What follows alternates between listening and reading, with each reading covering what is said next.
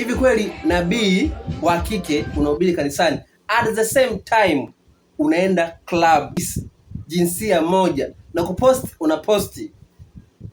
Mimi sidhani kama ni nabii huyu.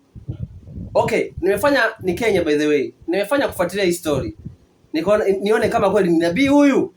Nikaja nikagundua kumbe huyu dada anaitwa Marion Naipei aishagafanywaga unyanyasaji wa kijinsia kipindi cha nyuma. Sasa nahisi mwezi wa kwanza ambapo kuna video ilitrendika sana mtandaoni akiwa anashikwa nini, sio vizuri kutaja.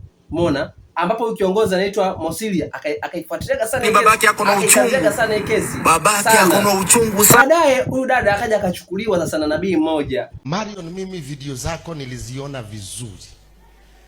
Nikaona kila kitu in detail chenye ulikuwa unafanya. Anaitwa Prophet Kanyari. Sasa nadhani hapo ndio story ya kuingia kwa kanisa ilianzia hapo. Prophet alivyomchukua huyu dada ndo akaga anapaka watu mafuta kanisani, anawapaka Jumapili, anawapaka mafuta watu kanisani. Kumbe huyu dada sio nabii. Kwa hiyo anachokifanya, anyway, it is okay kwa sababu sio nabii. It is okay, good people, bad people, it is okay kwa sababu sio nabii. Sasa swali la watu ni kwamba kwa nini awe hivyo? Alafu jana hiyo Jumamosi, alafu leo Jumapili vidole hivyo hivyo viende vikapake watu mafuta matakatifu.